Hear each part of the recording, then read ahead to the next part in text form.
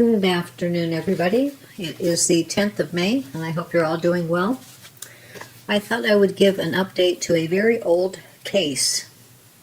This is going back about 20 plus years, and it is the case of Scott Peterson.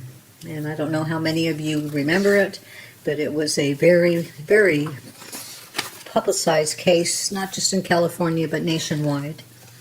So I'm going to start with kind of an update and go into some history of the case, and then I'm going to lead into an interview. It's actually a podcast with some clips from Donna Rotuno and also Michael Cardoza, who was a defense attorney. So we'll start off with the fact that Scott Peterson is presently serving life in prison for the murders of his wife, Laci Peterson, and their unborn son. But could he ever walk free? That seems to be the big question here. Fox News senior correspondent Claudia Cowan describes the LA Innocence Project's latest habeas petition and the strawberry shortcake juror misconduct appeal. Later on, like I said, there will be a podcast with some clips from Donna Rotuno, and she's going to have a guest on there, criminal defense attorney Michael Cardoza. They conducted a mock cross-examination of Peterson during the original trial and provides a rare insight into the defense strategy and why the 2004 change of venue could have doomed his case. So moving forward, Scott Peterson was convicted in 2004 for the murders of his wife, Laci Peterson, and their unborn son, Connor, and is currently serving life without parole after his death sentence was overturned. Little case background. Scott Peterson, a California resident, was convicted of first-degree murder for his wife Laci Peterson and second-degree murder for their unborn son, Connor. Following a 6-month trial in 2004, Laci was 8 months pregnant, disappeared on Christmas Eve 2002, and her body, along with her son Connor's, was discovered in the San Francisco Bay in April of 2003. The prosecution's case relied heavily on circumstantial evidence, including Peterson's affair with Amber Frey, his alibi of fishing alone on the day of Laci's disappearance, and forensic testimony regarding the timing and location of the deaths. Peterson was initially sentenced to death, but in 2020, the California Supreme Court overturned the death sentence due to procedural issues with jury selection, and he was then sentenced to life without parole.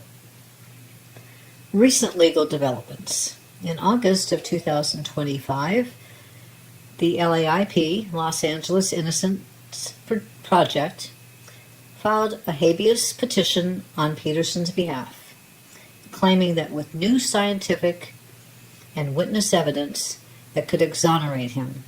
This evidence included studies suggesting Connor's date of death was later than originally presented. They estimate it to be between December 28th and January 5th, 2003, which would make it impossible for Peterson to have committed the murders on the previously alleged date. Excuse me. Advanced 3D modeling technology challenging the prosecution's claim about where Laci's body was placed in the bay, contradicting earlier expert testimony. Evidence of a burglary across the street from the Petersons' home on December 24, 2002, which the defense argues could be related to Laci's disappearance, and claims that police destroyed videotaped interviews with the burglars. Over 50 interviews conducted by the LAIP investigators, providing information that could shed light on any alternative scenarios.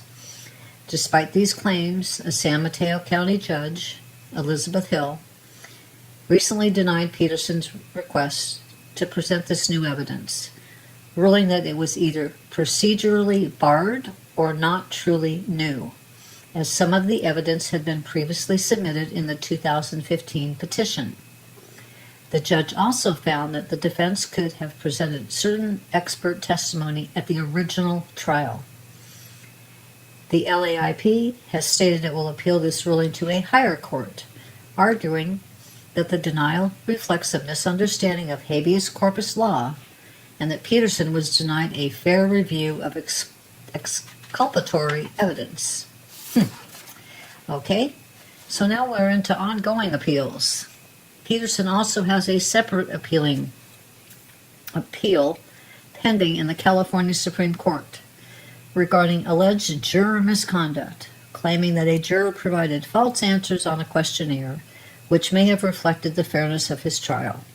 The Supreme Court previously acknowledged that this claim warranted review, which they did, but lower courts ruled that any false answers were unintentional and did not prejudice Petterson in any way. So his current status is Petterson is 53 years old. He's sentenced to life without parole. He's in a California prison.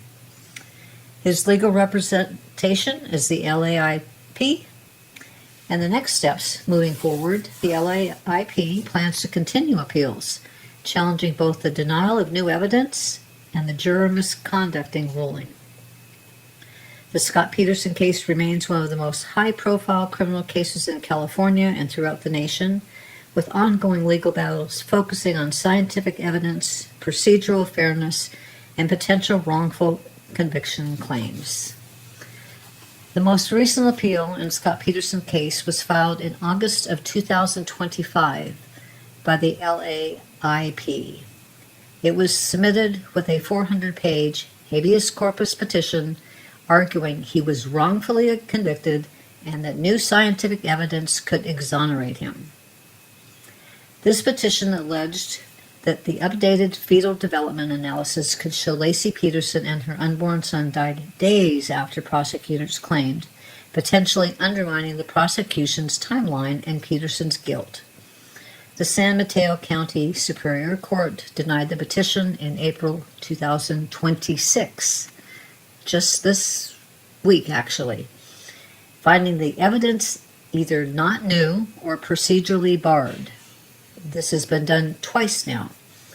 Peterson's attorneys have said they plan to appeal the ruling to a higher court to seek review of the evidence. So while the last substantiated appeal was in August of 2025, and the most recent decision was in April of 2026, and a new appeal is expected following that denial. So it seems that Mr. Petterson just feels he should be out of jail, and apparently he's going to keep fighting this probably until he dies. It has been, like I said, 23 plus years, and this case is still ongoing, and we still don't know what the final outcome will be. I have a personal opinion on this case, but at this time I will keep that to myself. However, I would love to hear from you. Please comment on this post. Tell me if you liked it, what you felt about the interview that precedes it on the Donna Rotuno interview, and I hope to get some feedback from you and look forward to hearing from you, and hope you all have a wonderful and blessed afternoon. Bye-bye. The latest in the Scott Petterson trial is Claudia Cowan, Fox News senior correspondent. Hi, Claudia. How are you? I'm good, Donna. Good to be with you today.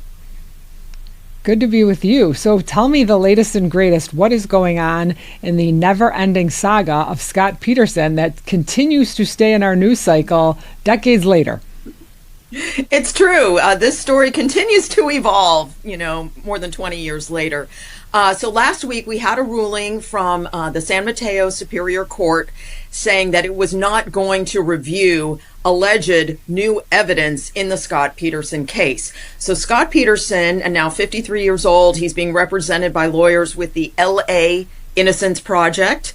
I should add that the umbrella Innocence Project has very much distanced themselves from the LA Innocence Project. Actually issued a statement saying we have nothing to do with this appeal, this habeas appeal. But the LA Innocence Project claims it had developed new evidence that would exonerate Scott Peter. I mean, this is not an appeal like something went wrong during the trial. This is a habeas petition saying you've got the wrong guy in jail. Scott Peterson didn't do this crime.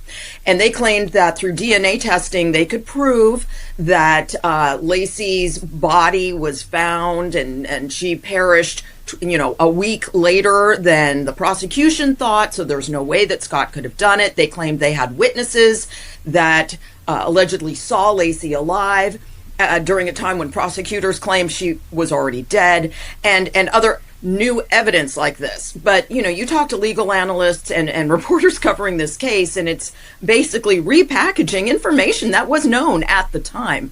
And I especially think it's interesting about these witnesses that allegedly saw Laci alive after Scott went off on his fishing trip in 2004, Christmas Eve 2004. And all of this information was known to the defense back during the trial time, and the defense did not call any of these witnesses, which tells you they weren't credible, and their testimony would not have held up well under cross-examination. But anyway, this is what the LA Innocence Project said they had that could exonerate Scott Peterson, but the judge said, I'm not going to listen to it. So no dice for Scott on this particular front. The judge said we've been down this road before, and I think that we also heard. I know part of this, these allegations they were making as new evidence were that there was this home invasion or robbery, burglary across the street from the house, but that has been brought up. I mean, we've been listening to that for decades as well, so that also was not new evidence. Mm-hmm. And kind of wondering. I mean, Scott Peterson obviously had the big legal win back in 2020 when the courts overruled the death penalty finding for him, so he is now no longer on death row. So that was the big legal win for Scott. Where does he go from here, Claudia? So he is now serving a sentence of life in prison without parole at Mule Creek State Prison, which is outside of Sacramento. He is no longer at San Quentin here in Marin County, where I am actually. So what's next for him is he continues his fight for freedom. He's got an appeal before the California Supreme Court on an allegation of juror misconduct. This has to do with the infamous juror Rochelle Nice, known as Strawberry Shortcake because of her red hair. The defense claims that she came into this case with a bias and had not disclosed on her voir dire form that she had also had a number of legal entanglements when she herself was pregnant, and that made for a biased jury. You get 12 impartial jurors, not 11. And so the defense is trying to appeal that. That was initially denied at the lower court. It's now before the California Supreme Court. And the LA Innocence Project says it will appeal this ruling from last week to the California Supreme Court as well about this alleged new scientific evidence that could exonerate Scott Peterson. So we'll see where these appeals go. I don't know that it's going to go well for Scott Peterson. I really do think this might be the end of the road for him and his ongoing fight for freedom. It really has been ongoing. I mean, you think about how long ago that was, and I was a baby lawyer at the time, and now we're 22 plus years into this, and this is been a long legal road, not only for Scott, but I'm sure for Laci's family. It's never easy to hear these things come back up in the press, especially because I know her mother was so much a part of what went on there and how difficult this was for her family. Yes, it's so true. And you remember her victim impact statement and how gut-wrenching it was there in the courtroom. And also, you gotta recognize Amber Frey in all of this as well, because she really was a hero during this case, and she preserved her testimony when the tabloids threatened and actually did, come out with photos of her that she had taken earlier in her life. And she still did not sell out her story, and she testified on the stand, and she recorded those conversations with Scott that were calls, yeah. so, damning for him. And so, yeah, she would have had to have gone through this all as well. She was the prosecution star witness, of course, during that trial. So many victims of this story beyond just Laci and her unborn son, Connor. But for now, this one of the nation's most notorious convictions stays firmly in place, at least for now. And I think you're right. Amber really was a star witness, and she, was a victim because she did not know that he had a wife and child, or soon to be child on the way. And so she was definitely put in a position where he lied to her. And I think that her testimony is actually, in the end, not only her testimony in terms of the way he acted with her, but how he acted after the fact, I think was really key in having a jury convict him. And here we are all these years later, and I think you're right. I think this may be close to the end of the road for Scott, but we will continue to follow it, as this was one of the really first true crime cases that took the world by storm and continues to do so. So much has been written and spoken about, and here we are talking about it now. Mm-hmm. Indeed, we are. And there's more to come. I think there's at least one or two more chapters left, at least with these appellate rulings still to come. Absolutely. Claudia, thank you so much for your time. I appreciate you joining me today. You're welcome, Donna. Thanks. Joining me today is former criminal prosecutor and defense attorney Michael Cardoza. Michael, thank you for joining me today. Certainly. Michael, how did you get involved in the Petterson case? I was doing legal commentary for the Today Show, Larry King Show, and other shows in the Bay Area when sometime near the end of the trial, the defense team came to me and asked me if I would do a mock cross-examination of Scott Peterson, which I agreed to do.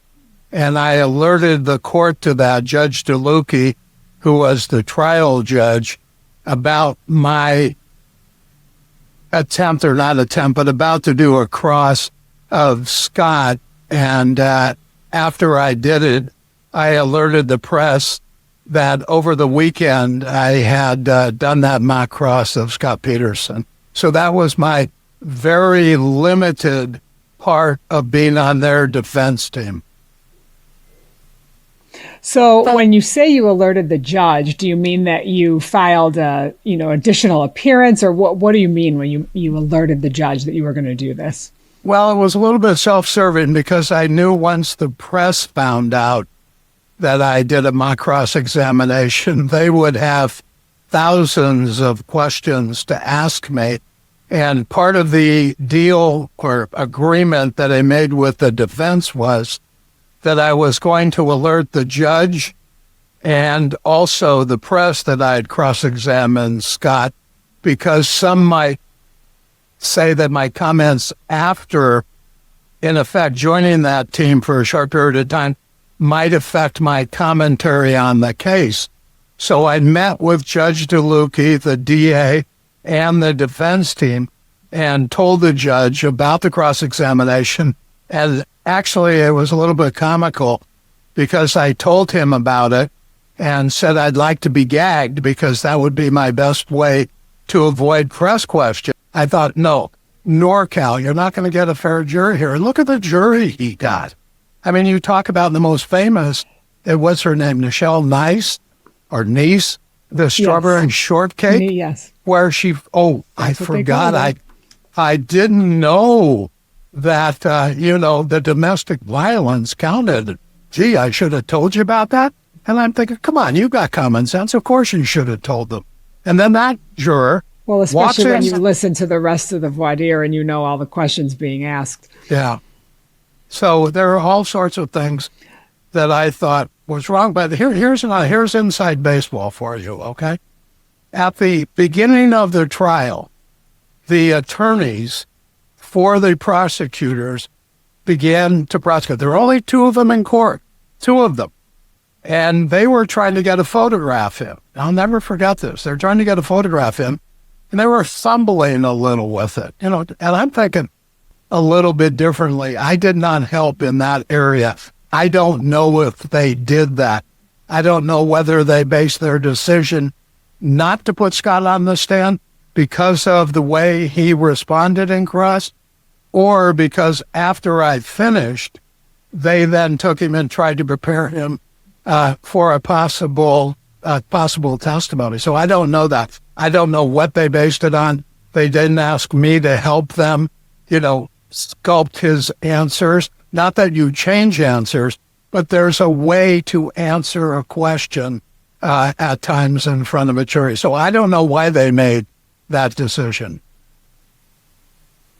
And in terms of mock cross-examination in general, just so the viewers and listeners understand, a mock cross-examination is what lawyers do when they have any defendant or witness in a case that's going to be cross-examined by the other side, and sit down with that witness and ask the questions that are going to be usually more difficult to answer, just to see how they handle the pressure. Do you think that's a fair characterization of what a mock cross-examination truly is? Absolutely. I mean, I don't know how often you put your clients on the stand. There are a lot of attorneys, criminal defense attorneys, that believe don't put them on the stand because you lose control. Others, and I've talked to a lot of really good trial attorneys, say, no, I want to put him on the stand in this case. I want the jury to get to know him or her. So there are all sorts of things that go into deciding whether a defendant, your client, should take the stand or not. But I do know this, you can prepare them from now to forget about it. You can think of every question. You can bring great trial attorneys in to do mock crosses. But once you put them up there, I know you've sat there when you put people up, if you have, you sit there and your whole body becomes tense. It becomes crazy. Because they start to answer and you're going, oh my God, where are they going with this? And you try to stop them, answer the question. If they ask you what color the car was, don't tell them, well, I bought it in 1950 from my grandfather. And it's like, no, don't. Just yes or no. So you lose, you lose control. And that is very hard for defense attorneys. And we always, at least I always, hesitate in trial. Should I put him or her up there? What do I do? Sometimes it works out wonderfully. And other times you want to shoot yourself, sitting at the counsel table. You go, oh my God, why did I put him or her up on that stand? They're absolutely imploding up there. And that depends, and you know this, it depends on how good you think the prosecutors are. How good are they at cross? Because I know when I was a prosecutor, there were some DAs that couldn't cross worth a darn because they just don't get the chance. I was lucky enough, and I've tried so old now, well over 200 jury trials. I was able to cross a lot of defendants and a lot of witnesses. And in my day, when we started, there was no reciprocal discovery. And that means we, as a prosecutor, got no discovery. They'd put people up, for example, in a robbery case. I remember a robbery case that I tried where they put a witness up and he goes, hi, I'm Joe Smith, and I was with the defendant at that time. We're drinking in the local bar. And he wasn't at the robbery. No, we sat there. And you're going, who is this guy? You're grabbing the sleeve of your investigator going, go run this guy, see if he's got a rap. Who is he? I think that made us, that group of attorneys, better trial attorneys and better able to cross because we didn't have the plethora of discovery that defense attorneys have now. You can get all this discovery now that's mandatory, and you can prepare a pretty good cross. Back in those days, you did it off the seat of your pants, but it made you awfully good, made you think on your feet. I think you're right. And I think you're also right about the fact that prosecutors normally aren't that great at cross-examination because not a lot of lawyers do put, especially cross-examinations of defendants, because either A, they're not putting on a case and they're relying on the state's inability to prove someone guilty beyond a reasonable doubt, or it's not a defendant that they're cross-examining. And in my case, I probably put more defendants on than most people because I do so many sexual assault cases in that consent realm. Is it consent? consent or is it not consensual? Mm-hmm. And I do a lot of self-defense murder cases. So those are two areas of the law where juries really do like to hear from defendants, no matter how many times you tell them that they don't have to testify and that, you can't take that into consideration in your deliberations. At the end of the day, I do think that in certain cases, it's important to put the defendant up. How do jurors not do that? You tell them not to. Right. And you've got to know in their mind they're thinking it if the defendant doesn't testify. Because how many times have you heard on voir dire, well, if he's innocent, then why isn't he getting up and defending himself? And then, of course, the judge butts in, and I always love this. Yes, Mr. Juror, but despite that fact, you can be fair. Oh, okay, Judge, I can be fair. Yes, and I laugh at that, and I go, come on. That's the best rehabilitation ever. I'll tell you a quick story. I did one jury trial where, thank God, I had a medical doctor, and I went, as I voir dired him, and talked about what he was feeling in his heart of hearts, and could he really be fair? He finally said to me, now that I think about it, I can't. I just can't do it. And the judge did that. Well, wait a minute. You could put that aside. And I'll never forget. The doctor looked at the judge and said, Your Honor, didn't you hear what Mr. Cardoza and I were talking about? No, I can't be fair. Good for Honest him. to God, 8 other jurors raised their hands and said, me too. I got rid of 9 jurors in one fell swoop because they really dug in and said, subconsciously, I'm going to let it affect me. So when judges do that, I think, number one, how do you define fair? What's fair to you is not fair to me. So how do you do that? Sure. So, jurors will give lip service to, I won't do that. But darn well they will. So what do you do? Yeah. No, you're right. It's very true. And I think that's part of, the flaws in our system is when judges do start to ask people who really feel like they're in a lesser position, right? There's this person on a bench in a robe saying, well, you can be fair, can't you? And you can put that aside. And of course, they're going to come back with, yes, Your Honor. Yes, I can. Yeah, then it's like you voir dired enough. I gave you 5 whole minutes. Oh, thanks, Judge. The guy's life is on the line. Yeah, right. And you're giving me 5 minutes. Thank you so much. I do find that really interesting, jurisdiction by jurisdiction. And I try cases all over the country. And there's some places that just let you ask anything you want and you can go through a million questions and the judges are fine. And there's other places where the judges don't even let you ask the question. So it's just really interesting how we have such variations in our system. That screams of federal court, what you're talking about. It sure does. It sure does. So let's talk about the Innocence Project and their allegations claiming that there were Brady violations in the Scott Peterson case. And just so everybody's aware, Brady violations involve evidence being turned over, and the prosecutors have an obligation to turn over pieces of evidence. And the Innocence Project is saying that in the Scott Peterson case, there was evidence that was withheld. Why don't we talk about what they're claiming was withheld? Well, I've not heard that they're claiming that there was evidence withheld. I know there's a situation, the gestational period and the way that forensics were done. I know they're questioning that and saying that was old science. There's new science now that said that Laci and her unborn child, Connor, did not die until December 28th, and they asked the court, let us get that evidence in front of a jury. So that's one of their claims. The other claim that I know about is that burglary that allegedly happened across the street. They're saying other people, and I don't know if you've ever heard this, but here in the Bay Area, we call it the SODI defense. It's the some other dude did it. That's SODI. Not my guy. Some other dude did it. They're saying that, wait a minute, these burglars probably did it. And because the police didn't investigate that, I assume that's what you're talking about, because there wasn't a lot of discovery initially about the burglary across the street.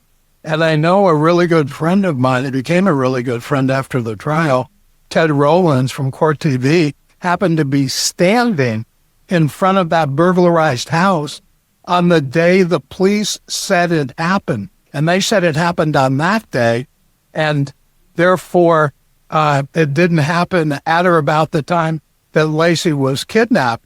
And I remember Ted said, no, I stood in front of that house all day. There was no burglary that day. And I think that was really, that was definitely an issue, because they talked about the fact that she was kidnapped or, missing on December 24th, Christmas Eve, right, but that this house was burglarized on December 26th, but that wasn't the case. It was actually the same day, December 24th.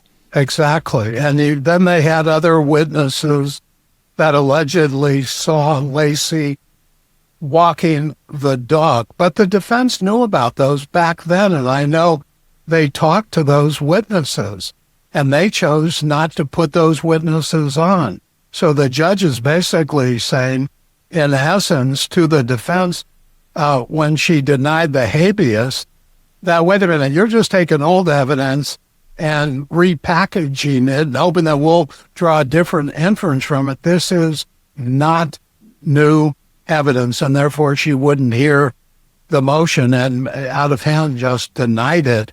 As for other evidence that wasn't turned over, I don't know of anything else myself that they're arguing about there. Well, I think they were talking about evidence about a van that was attached to the crime. And I don't know if this is information the defense had originally, but what I've been reading about is a van attached to the crime that they found burned. And that in that van, there was a mattress that had blood on it, and that blood was never tested. So I don't know if the defense was actually aware that that existed at the time, or if that was information that became available after the fact.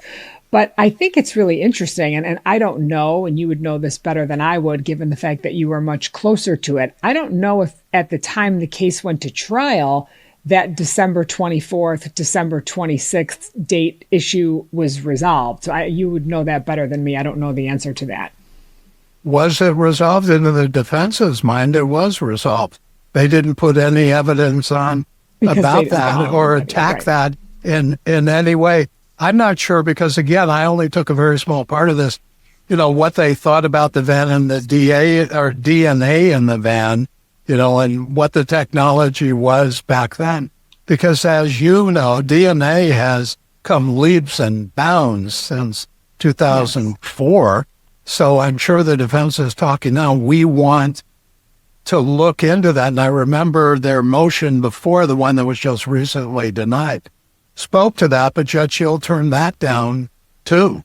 So there were all sorts of other things in the trial that, I thought were wrong. I have no opinion, nor would I give one, about whether Scott did it or not. But I'll tell you this, I don't think he got a fair trial for all sorts of reasons. Yeah, I think that's interesting. And I mean, this case obviously has been dissected for so many years. This happened 22 years ago almost. And here we are. And this is, there's been so many documentaries. And in the most recent, I think, documentary on Peacock, Scott said that he wished he would have testified. Now, I know that is Monday morning quarterbacking, and it's very easy for a defendant to say that. But sitting in my position as a defense attorney, I would be thinking about Scott Peterson taking the stand. And even though I agree that the case was highly circumstantial, I think there was a lot out there to question. But I also think that Scott would have been under extreme scrutiny from the prosecutors. And it's a lot easier to look at this case when all of this time has gone by. But we really have to remember, first of all, this was in the news nonstop. It was almost before the 24-hour news cycle, and this case became a 24-hour news cycle. And I was a brand new lawyer, fairly new at the time that this case, I graduated from law school 26 years ago. So I was a fairly new lawyer at the time this case was being talked about daily, nightly, morning, all portions, 24/7. And Scott himself, I think, was painted as such a villain that I think cross-examining him today about an affair would have a different effect on jurors than maybe it did 26 years ago. You have the pregnant wife at home and she's missing, and you have this girlfriend, and the girlfriend doesn't know that you have a wife and that the wife is missing. And I think that back then, that area of cross-examination was much more of a hot button issue than it is 22 years later. What do you think about that? Well, let me start with something I thought was that might be of interest to you. First of all, remember, this happened in Modesto, California. It's some 80 miles approximately away from Redwood City. When the defense asked for a change of venue, that change of venue was granted. And when it's granted, the Chief Justice of the California Supreme Court then makes a decision, where do I send this case? Where should it be tried? Not Modesto, because that change of venue has been granted. Instead, the Chief Justice came up with, let's send it to San Mateo County, 80 miles away. And when I heard that, I thought, whoa, wait a minute. That's the same area the media, our media covers, Northern California, and certainly what goes on in the Bay Area covered Modesto, and vice versa. Everybody here in NorCal, Northern California, had an opinion about whether Scott Peterson was guilty a lot. I know a lot of people, like you just said, oh, he's having an affair. Well, then he's guilty. And you know how wrong that is. Right. Oh, he's having an affair and he lied. Correct. And I said on TV a lot, isn't that the essence of an affair? You lie about it. You're cheating, in this case, on your wife. So are you going to tell the press, oh, yeah, I was having an affair? Or do you lie? The fact Scott lied, to my mind, didn't make him a murderer, but there were a lot of people that did. Yeah. So by moving the case to San Mateo, to Redwood City, San Mateo County, the city of Redwood City, I thought that's too close. Send it to Southern California, to L.A., to San Diego, where people knew about the case, but did not know the intricate details of the case and didn't have opinions. And when you voir dire a juror could say, yes, I've heard about the case, but I haven't come to an opinion about it. So the fact I've heard about it doesn't mean anything. But these jurors have opinions about the case. Well, can you set that opinion aside? And I about fell off my chair a couple times in the courtroom. Oh, yeah, Judge, I'll set that opinion aside. And I thought, baloney. Right. I'm not going to set it aside. You've already made up your mind. And now you're going to do this confirmation bias thing where, well, I'm not going to let that fact I know he's guilty interfere, but let me find facts that support my thinking about it. That's why I thought that was the worst thing that could have happened. Whoa, how much experience do you guys have? This is like a photograph. You know how simple it is. Hey, Your Honor, or witness, does this photograph accurately depict the scene at the time? Yeah, so it goes in. Judge DeLuca actually took the photograph from the prosecutors and said to the witness, does this accurately depict the, not the incident, but the area at the time? Yeah, it did. Okay, it's in. The next day or the day after, there was another prosecutor there. And I thought, wait a minute, what's going on? And now, I think she's now DA of that county. She came in a couple days later, I guess, to straighten the DAs out in the courtroom. But I thought that was really interesting, that something very simple like that they've sort of fumbled around with. And I thought, whoa, okey doke. Especially a case of that magnitude. Oh, no question. We come, you're from Chicago. We come from bigger counties, and we have a lot of courtroom experiences because of the crimes that go on. I've tried, well over 40 murder trials, at that time. So, we tend to get more experience than smaller counties. But notwithstanding, I was thinking, oh my God, who are these people? But yet they were able to put it in and get their conviction, after they got rid of a whole bunch of jurors. Let me ask you, what do you think the appellate court is going to do now that the Innocence Project has been denied their requests and their motions before the court? They have said that they are going to appeal. Do you think that there are any options here for Scott Peterson? And if they are, what are they? And if not, is this the end of the road for him? Well, certainly they can appeal the denial of the habeas. They can always then, after they exhaust the state, go to the federal. But to put it in the terms of, I remember Monday Night Football with Don Meredith long ago, he would sing at the end of the game, "Turn out the lights, the party's over." I think the lights in the Peterson case are dimming, and it's time that the courts are going to turn out the lights on this case. It'll go on appeal. My guess would be it's going to be denied. You know, appellate and Supreme Courts don't like to overrule the trial attorney, or not the trial judge, or the judge hearing the motions. So he may get his appeal, but I don't see them being successful at it. The best shot they have is, in my opinion, is the gestational argument that they say proves that Laci and Connor died sometime between December 28th and January 5th. And not on or about December 24th. Therefore, Scott's, not guilty. Whether the appellate court will give any credence to that, that's their only shot. But the lights are dimming quickly on the Scott Peterson case. And really, the fact that he was taken off death row and was successful in that request, I think, was probably the real win for him in this situation. No question. I mean, here's what strikes me. You have all the things that we've talked about and a lot more that we haven't talked about.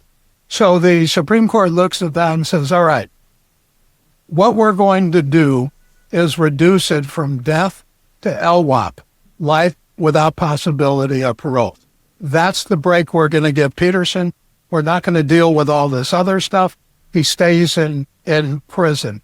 And instead of saying, we're going to reverse this, because he didn't get a fair trial with all the ancillary things that went on, the change of venue, getting rid of that one juror, Hawk or whatever his name was, when he was talking to Laci's brother in the line going in, he gets kicked off for that. Then you had Dr. Lawyer kicked off. Dr. Lawyer was a juror who was both a medical doctor and a lawyer, which I always thought, well, why would you do that? But okay. He wanted to vet the evidence more with the jurors, and they said, we already made up our mind, we're not doing this. You're holding us up, and therefore you should get off this jury. And they complained to Judge DeLucchi, and he got tossed. So I'm thinking, wait a minute, you're tossing jurors left and right, and then you bring strawberry shortcake in. Plus, and I'll tell you why I think moving the case to San Mateo was wrong.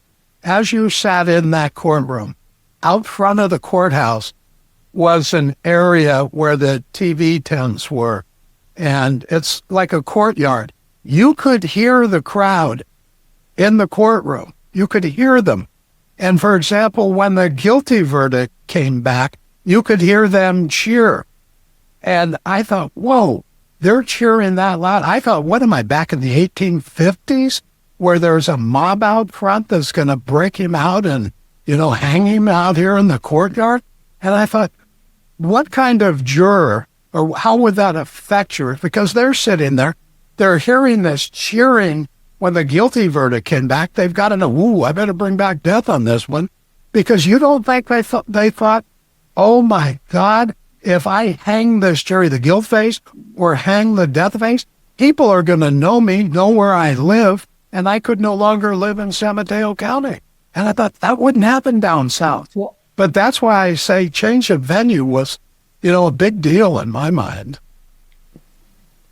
Well, I'll tell you, we've seen it in a lot of high-profile cases. We had the mobs out cheering for Karen Reed, and, she was found not guilty, obviously, and guilty of a misdemeanor DUI, but she had a huge amount of support cheering for her in the background, and there was all the people cheering against Harvey Weinstein, that's for sure, and screaming out the windows. And while the jury was being selected, there were flash mobs happening outside. So these are things that happen. Michael, I thank you Exactly. I sure do. I thank you so much for joining You're me, welcome. and we will see what happens next with Scott Peterson's appeal. Have a great day.